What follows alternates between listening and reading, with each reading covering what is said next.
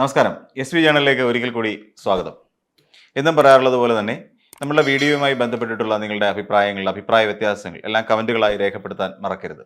നിങ്ങളുടെ അഭിപ്രായങ്ങളാണ് പലപ്പോഴും നമുക്ക് ശക്തി പകരുന്നത്. ഇനിയിപ്പോൾ നമുക്ക് വിഷയത്തിലേക്ക് വരാം. നമുക്ക് സ്വർണ്ണക്കൊള്ളയിലേക്ക് പോകാം.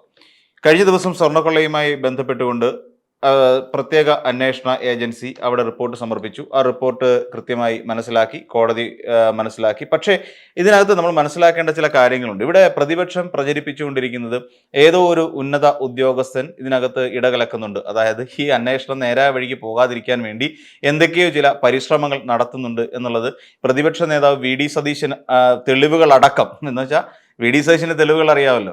ആ VD സതീശൻ പല പറഞ്ഞു കഴിഞ്ഞു. VD സതീശനും അതെ, രമേശ് ചെന്നിത്തല അതെ, എല്ലാവർക്കും പ്രത്യേക SITയുടെ അന്വേഷണത്തിനോട് അത്ര തൃപ്തി പോരാ. ആരോ മുഖ്യമന്ത്രിയുടെ ഓഫീസിൽ നിന്ന് ആരോ അതിനകത്ത് എന്തൊക്കെ നഞ്ച് കലക്കുന്നുണ്ട്, അതുകൊണ്ട് സത്യം പുറത്തേക്ക് വരില്ല. പല ഇടതുപക്ഷ നേതാക്കന്മാരും അല്ലെങ്കിൽ പ്രത്യേകിച്ച് CPMന്റെ പല നേതാക്കന്മാരും കുടുങ്ങും. അപ്പോൾ ആ കുടുങ്ങുന്നത് കൊണ്ട് അത് ഒഴിവാക്കാൻ വേണ്ടി അന്വേഷണം ഒരു ഘട്ടത്തിൽ കൊണ്ടുവന്ന് ഇടിച്ച് അവസാനിപ്പിക്കാൻ പോകുന്നു. BJPക്കാർ പറയുന്നത് അങ്ങനെ തന്നെയാണ്. പലരിലേക്കും അന്വേഷണം എത്താതിരിക്കാൻ വേണ്ടി പ്രത്യേക അന്വേഷണ ഏജൻസി മിക്കവാറും അന്വേഷണം അവസാനിപ്പിക്കും, അതായത് ഗോവർദ്ധനിലും ഒക്കെ കൊണ്ടുവന്ന് അന്വേഷണം അവസാനിപ്പിക്കും എന്നുള്ളതാണ്. എന്നാൽ ഹൈക്കോടതിയുടെ ഒരു നിർദ്ദേശം അനുസരിച്ച് അല്ലെങ്കിൽ ഹൈക്കോടതിയുടെ ഒരു കണ്ടെത്തൽ അനുസരിച്ച് എന്നാൽ അങ്ങനെയുള്ള പ്രശ്നങ്ങളൊന്നുമില്ല. ഹൈക്കോടതിക്ക് പൂർണ്ണ സാറ്റിസ്ഫാക്ഷൻ, അതായത് സംതൃപ്തി നൽകുന്ന തരത്തിൽ തന്നെയാണ് അന്വേഷണം മുന്നോട്ട് പോയിക്കൊണ്ടിരിക്കുന്നത് എന്നുള്ളത് തന്നെയാണ് കണ്ടെത്തിയിരിക്കുന്നത്.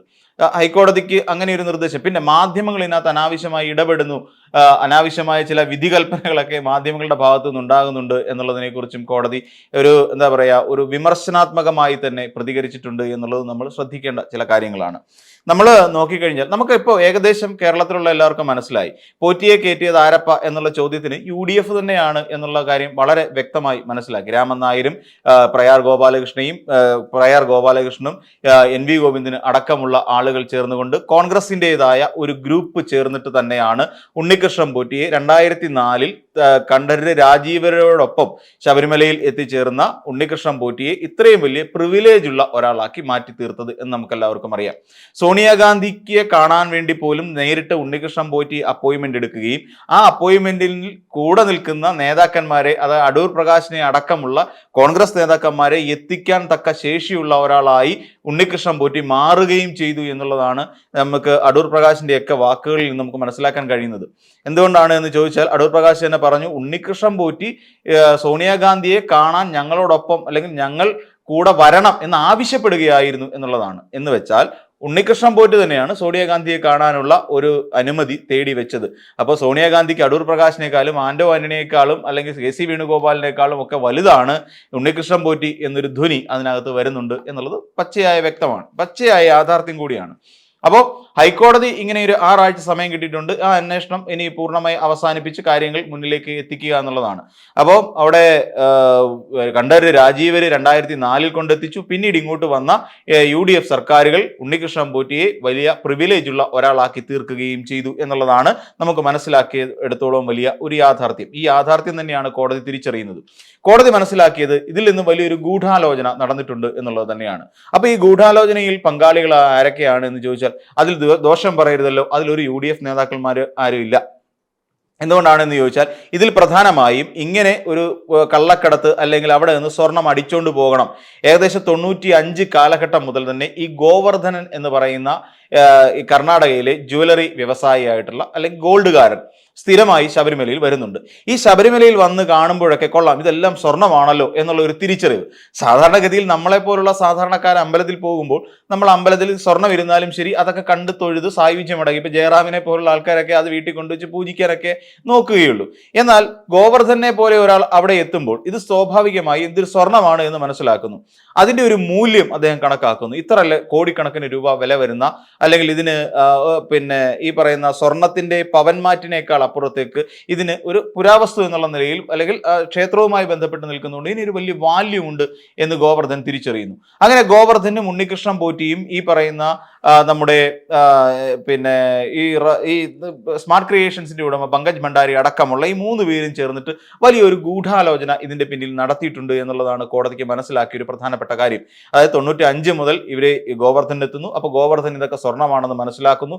പിന്നീട് ഈ സ്വർണ്ണപ്പാളികൾ, അതായത് വാതിൽ പാളി നേരെ കൊണ്ടുപോയി പിന്നെ നരേഷ് എന്ന് പറയുന്ന ഹൈദരാബാദിലുള്ള ഒരാളെ കൊണ്ടുവന്ന് ഏൽപ്പിക്കുന്നു. അങ്ങനെ അവിടെ കൊണ്ട് ഏൽപ്പിച്ചു കഴിഞ്ഞപ്പോൾ സംഭവിച്ചൊരു കാര്യം, ആ നരേഷ് പറഞ്ഞു, എനിക്ക് ഇത് വാതിൽപ്പാളി ഇത് പൊതിഞ്ഞതായുണ്ട്, സ്വർണ്ണപ്പാളി പൊതിഞ്ഞതായതുകൊണ്ട് എനിക്കിതിലൊന്നും ചെയ്യാൻ പറ്റില്ല, അറ്റകുറ്റപ്പണികൾ നടത്താൻ കഴിയില്ല എന്ന് പറഞ്ഞെടുത്താണ് സ്മാർട്ട് ക്രിയേഷൻസിന്റെ അല്ലെങ്കിൽ ചെന്നൈയിലെ സ്മാർട്ട് ക്രിയേഷൻസിന്റെ പ്രാധാന്യം ഉയർന്നു വരുന്നത്. അങ്ങനെ സ്മാർട്ട് ക്രിയേഷൻസിലേക്ക് ഇത് എത്തുകയും അവിടുന്ന് പങ്കജ് ഭണ്ഡാരി അടക്കമുള്ളവർ ചേർന്നുകൊണ്ട് ഒരു വലിയ ഗൂഢാലോചന നടത്തി ഇതിൽ നിന്ന് സ്വർണം വേർതിരിച്ചെടുക്കുകയും ചെയ്തു എന്നുള്ളതാണ് നമുക്ക് പൂർണ്ണമായി ഇതിൽ നിന്ന് വ്യക്തമാകുന്ന ഒരു കാര്യം. എന്നാൽ എന്ത് സംഭവിച്ചു എന്ന് ചോദിച്ചാൽ, ഈ സ്വർണം അവിടെ നിന്ന് കടത്തുന്നതിനും സ്വർണം പിന്നെ അവിടെ വലിയ തട്ടുകേടില്ലാതെ എത്തുന്നതിന് വേണ്ടിയിട്ട് നമ്മുടെ പത്മകുമാർ അടക്കമുള്ള ദേവസ്വം ബോർഡിലെ ഉദ്യോഗസ്ഥർ, അവിടെയാണ് കോൺഗ്രസിന്റെ അല്ലെങ്കിൽ UDFന്റെ ഒരു കൈകടത്തൽ ഉണ്ട് എന്ന് പറയുന്നതിന്റെ പ്രധാനപ്പെട്ട കാരണം. അതിനകത്ത് ഉള്ള ബാക്കി ഈ പറയുന്ന ഉദ്യോഗസ്ഥന്മാരല്ല, ഇപ്പം മുരാരി ബാബുവും ജയശ്രീയും അതോടൊപ്പം സുധീഷും അടക്കമുള്ള ആളുകൾ എന്ന് പറഞ്ഞു കഴിഞ്ഞാൽ വളരെ കൃത്യമായി നമുക്കറിയാം അവരുടെ UDFന്റെ പ്രതിനിധികൾ തന്നെയാണ്. അപ്പൊ എന്ന് വെച്ചാൽ അവർ കോൺഗ്രസ് ശക്തമായ പ്രവർത്തകരൊന്നുമല്ല, കോൺഗ്രസിന്റെ സംഘടനയിൽ പ്രവർത്തിക്കുന്ന ആളുകൾ തന്നെയാണ് എന്നുള്ളത് നമുക്ക് മനസ്സിലാക്കേണ്ട ഒരു പ്രധാനപ്പെട്ട കാര്യം. അങ്ങനെ അവിടെ നിന്ന് ഈ സ്വർണം ഇവരെ ഉപയോഗിച്ചുകൊണ്ട് ആ സ്വർണം കടത്തി. പിന്നീട് നമ്മളൊന്ന് ആലോചിച്ച് നോക്കൂ, ഒക്ടോബർ മാസം 2025, അതായത് ഈ കഴിഞ്ഞ വർഷം ഒക്ടോബർ മാസം, ആ സമയത്ത് പ്രാധാന്യം ഹൈക്കോടതിയുടെ നിർദ്ദേശത്തിൽ അന്വേഷണം നടക്കുന്ന ആ കാലയളവിൽ ഈ പറയുന്ന 3 മിടുക്കന്മാരും, അതായത് ഉണ്ണികൃഷ്ണൻ പോറ്റിയും ഗോവർദ്ധനും പങ്കജ് ഭണ്ഡാരിയും അടക്കം ഈ 3 പേരും കൂടി ചേർന്നിട്ട് ഇതിന്റെ തെളിവുകൾ നശിപ്പിക്കുന്നതിന് വേണ്ടിയിട്ടുള്ള ശ്രമങ്ങൾ കൂടി നടത്തിയിട്ടുണ്ട് എന്നുള്ളതാണ്. അപ്പൊ നമ്മൾ ആലോചിച്ച് നോക്കൂ, ഇതിൽ ഏതെല്ലാം തരത്തിൽ പോയി. രമേശ് ചെന്നിത്തല പറഞ്ഞ എന്താണ്, ഈ പറയുന്ന പിന്നെ ഇപ്പൊ വലിയ ഉന്നതന്മാരായ ആരൊക്കെയോ CPMന്റേതായി കുടുങ്ങിയിട്ടുണ്ട്. ഇത് പിന്നെ നമ്മുടെ VD സതീശൻ പറഞ്ഞ എന്താണ്, VD സതീശൻ പറഞ്ഞത് ഒരു കടകംപള്ളി സുരേന്ദ്രൻ ഏതോ ഒരു ഉന്നതനായ വ്യവസായിക്ക് ശബരിമലയിലെ സ്വർണം അടിച്ചു മാറ്റി വിറ്റു എന്ന് പറഞ്ഞു അല്ലെ. എന്നിട്ട് പറഞ്ഞു എൻ്റെ കയ്യിൽ തെളിവുണ്ട്, പക്ഷെ ഞാനത് ഹാജരാക്കില്ല. പിന്നീട് അവസാനം മാനനഷ്ടത്തിൽ കേസ് ഫയൽ ചെയ്യുന്നു. ആ കേസിൽ നിന്ന് മുങ്ങി നടക്കുകയാണ് VD സതീശൻ ചെയ്യുന്നത്. സത്യം പറഞ്ഞാൽ VD സതീശനെ എനിക്ക് തോന്നുന്നു ഈ കാണ്ടാമൃഗം എന്ന് പറയുന്ന ഒരു ജീവിയോട് ഉപമിക്കാൻ കഴിയുമോ എന്നുള്ള കാര്യം സംശയമാണ്. കാര്യം കാണ്ടാമൃഗത്തിന് കുറച്ചുകൂടെ ഒക്കെ മൃദുത്വമുണ്ട് എന്നുള്ളതാണ് മനസ്സിലാക്കാൻ കഴിയുന്നത്. തൊലിയുടെ കാര്യമാണ് പറഞ്ഞത്, സ്വഭാവത്തിന്റെ അല്ല.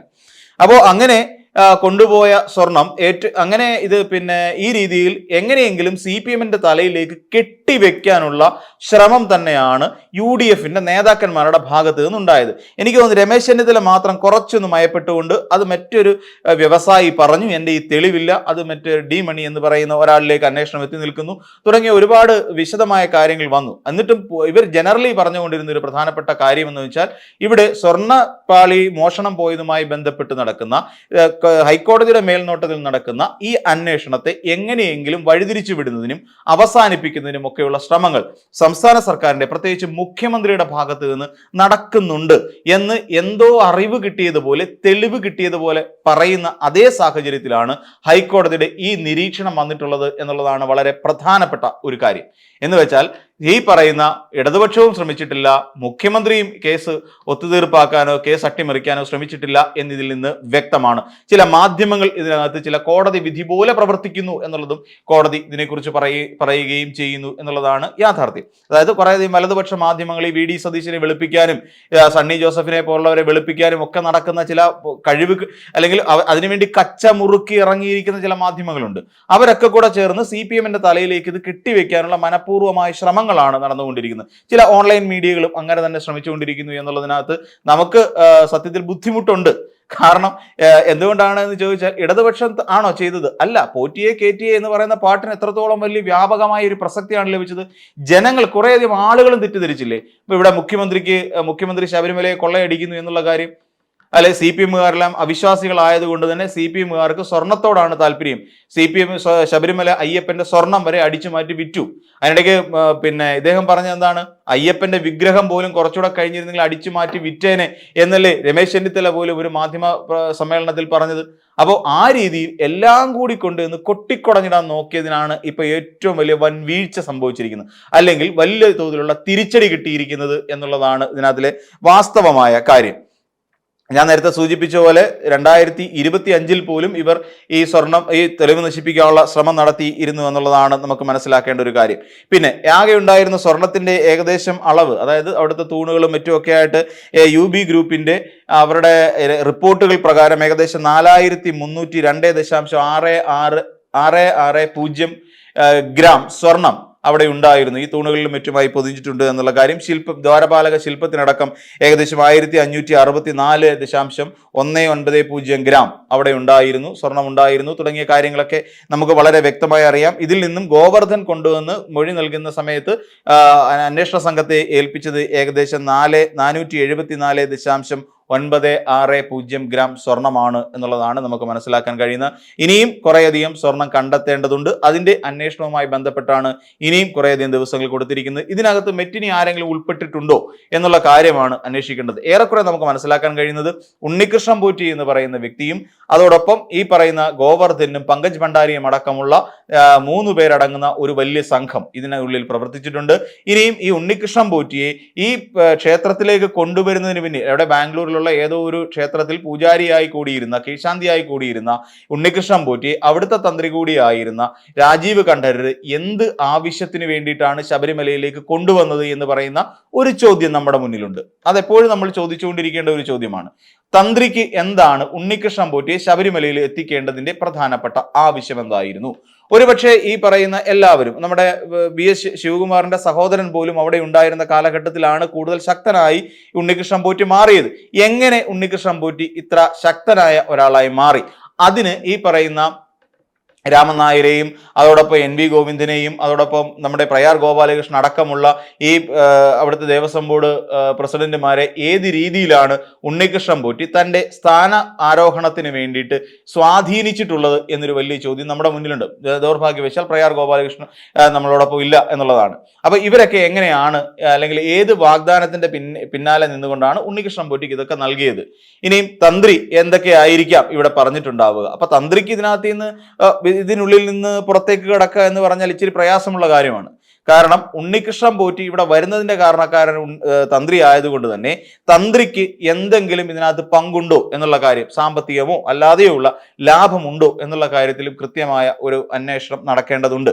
അത് കഴിഞ്ഞിട്ട് മതി ഇതിനകത്തിലെ രാഷ്ട്രീയ ഇടപെടലുകളെ കുറിച്ചിട്ടുള്ള അന്വേഷണം.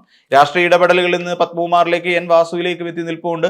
അപ്പോൾ അത് അങ്ങനെ തന്നെ നിലനിൽക്കുകയും ചെയ്യുമെന്ന് തന്നെയാണ് നമുക്ക് വിശ്വസിക്കാൻ കഴിയുന്നത്. അങ്ങനെ ഒരു കുറ്റപത്രം പോയാൽ തീർച്ചയായും ഇടതുപക്ഷം എന്ന് പറയുന്ന, അല്ലെങ്കിൽ CPM എന്ന് പറയുന്ന പാർട്ടി ഈ N വാസുവിനെതിരായും പത്മകുമാറിനെതിരെയും ഇനി മുഖം നോക്കാതെ നടപടിയെടുത്തിരിക്കും എന്നുള്ള കാര്യം 100% ഉറപ്പാണ്. പക്ഷേ ഇത്രയും കള്ളങ്ങൾ കൊണ്ട് കോട്ട കെട്ടിയ, അതായത് വലിയ വലിയ കള്ളത്തരങ്ങൾ കൊണ്ട്, മനുഷ്യന് അല്ലെങ്കിൽ ഒരു സാമാന്യ ബുദ്ധിക്ക് നിരക്കാത്ത കള്ളങ്ങൾ കൊണ്ട് കോട്ട കെട്ടിക്കൊണ്ടിരുന്ന ഈ UDF എന്ന് പറയുന്ന മുന്നണിക്ക് ജനം എന്താണ് മറുപടി കൊടുക്കുക എന്നുള്ളതാണ്. അതായത് കണ്ണടച്ചു പിടിച്ചുകൊണ്ട് ജനങ്ങളെ വെറും പൊട്ടന്മാരാക്കി ഇടതുപക്ഷത്തിനെതിരായി ഒരു വികാരം സൃഷ്ടിച്ചെടുക്കുക എന്ന് പറയുന്ന ശക്തമായ ഒരു നീക്കമാണ് നടത്തിയത്. ജനങ്ങൾ പൊട്ടന്മാരാണ് എന്ന് UDF ഇപ്പോഴും അറഞ്ചം പുറഞ്ചം വിശ്വസിക്കുന്നു. അത് തന്നെയല്ലേ നമ്മൾ കരുതേണ്ടത്? UDF അങ്ങനെ പൂർണ്ണമായും വിശ്വസിക്കുകയാണെന്നേ, ഇവരെല്ലാം പൊട്ടന്മാരാണെന്ന്, ജനം പൊട്ടന്മാരാണെന്ന്. അങ്ങനെ ഒരു ധാരണ UDFനുണ്ടെങ്കിൽ അതങ്ങ് തൽക്കാലത്തേക്ക് മാറ്റിവെക്കൂ. അതിന് ജനം ഒരു വിധി എഴുതേണ്ടത് അത്യാവശ്യമാണ്. ജനം മനസ്സിലാക്കുക, UDF ആണോ ശരിക്കും ജനങ്ങളെ വഞ്ചിച്ചത്, അല്ലെങ്കിൽ LDF ആണോ വഞ്ചിച്ചത് എന്നുള്ള കാര്യം നമ്മളാണ് മനസ്സിലാക്കേണ്ടത്. ഇതുവരെയുള്ള ഒരു കണക്ക് വെച്ച് നോക്കുമ്പോൾ ജനങ്ങളെ തെറ്റിദ്ധരിപ്പിക്കാനുള്ള ശ്രമം UDF നടത്തിയിട്ടുണ്ടെങ്കിൽ സർക്കാർ അന്നും ഇന്നും വളരെ കണിശമായ കർക്കശമായ നിലപാടിൽ തന്നെ ഉറച്ചു നിൽക്കുന്നതായിട്ടാണ് നമുക്ക് മനസ്സിലാക്കാൻ സാധിച്ചിട്ടുള്ളത്. അതിന്റെ അർത്ഥം സർക്കാരോ സർക്കാർ സംവിധാനങ്ങളോ പാർട്ടിയിൽ ഇനി ആരെങ്കിലും എവിടെയെങ്കിലും ഈ സ്വർണ്ണക്കൊള്ളയുമായി ബന്ധപ്പെട്ട് ഇടപെട്ടിട്ടുണ്ടെങ്കിൽ അവർക്കെതിരെ നിലപാടെടുക്കും, കടുത്ത നിലപാടുകളിലേക്ക് പോയിരിക്കും എന്നുള്ള ഒരു സന്ദേശം കൂടി CPM നമുക്ക് നൽകുന്നുണ്ട് എന്നുള്ളതാണ് മനസ്സിലാക്കാൻ കഴിയുന്നത്. അപ്പോൾ മറ്റൊരു വീഡിയോയുമായി നമുക്ക് വീണ്ടും കാണാം.